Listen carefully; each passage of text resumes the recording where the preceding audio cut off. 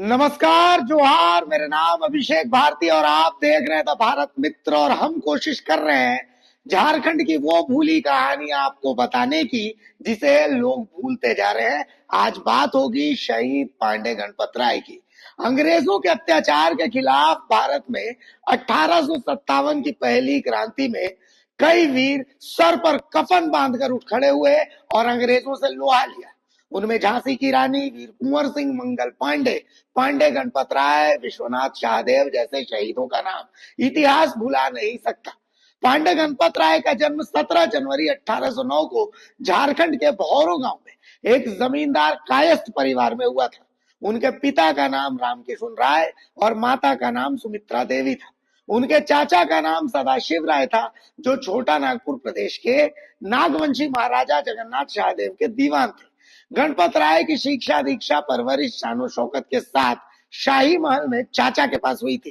राजमहल में रहते हुए उन्होंने उर्दू, फारसी, हिंदी भाषाएं सीखी। घुड़सवारी, तीर, भाला, बंदूक चलाना और सभी वीरता के गुण उन्होंने वहीं सीखे। महाराज के उदासीन कार्यकलापों और अंग्रेजों के द्वारा आम नागरिकों पर अत्याचारों को वो देखते थे और यहीं से उनका मन विद्रोह के लिए तैयार हो गया।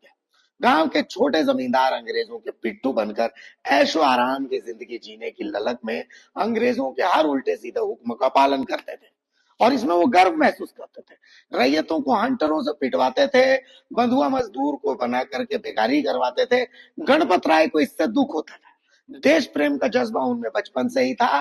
चाचा की मौत के बाद महाराजा ने योग्य समझकर गणपत राय को दीवान पद की जिम्मेदारी सौंप दी और खुद मौज मस्ती में डूबे रहे। उन्होंने अंग्रेजों की कठपुतली बने जगन्नाथ शाह को अंग्रेजों के विरुद्ध करने की बहुत कोशिश की, लेकिन कामयाब नहीं हुए और गुस्सा होकर दीवानी पद छोड़ दी और भौरों लौट गए और फिर अंग्रेजों से लोहा लेने के लिए खुद की सेना तैयार की।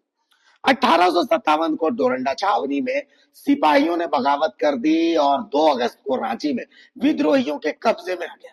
गणपत राय को बहुत खुशी हुई क्योंकि सिपाहियों के विद्रोह के प्रेरणा स्रोत वो खुद भी थे।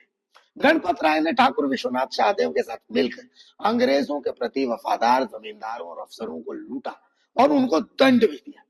सर्वसम्मति से गणपत राय को सेनापति बना दिए जाने के बाद जो स्थिति विद्रोह के रूप में उभरी थी वो क्रांति में बदल गई।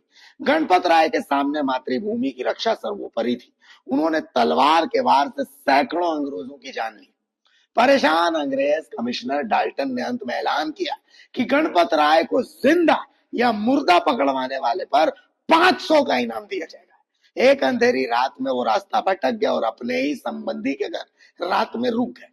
उन्हें पता ही नहीं था कि वही संबंधी उनके कमरे को बाहर से ताला लगा करके लोहरदगा थाने में खबर दे आएगा। थानेदार पूरी फौज के साथ आकर के गणपत राय को गिरफ्तार कर लेते हैं। नियम के खिलाफ जाकर के उनका मामला कोर्ट में न ले जाकर वहीं थाने में ही कोर्ट लगी और दूसरे दिन उन्हें फांसी की सजा सुना दी गई। गणपत राय को आनंद फानन में 21 अप्रैल 1958 को सुबह सुबह फांसी दे दी गई। जब उनकी अंतिम इच्छा पूछी गई तो उन्होंने कहा कि मुझे फांसी पर झूलना स्वीकार है, पर तुम विदेशी बंदरों का गुलाम बनकर जीना बिल्कुल स्वीकार नहीं है। अंग्रेजी सरकार और अंग्रेजों का नाश हो। गणपत राय की इस वीरता और इस शहादत को द भारत मित्र नमन करता है। नमस्कार, जोहार।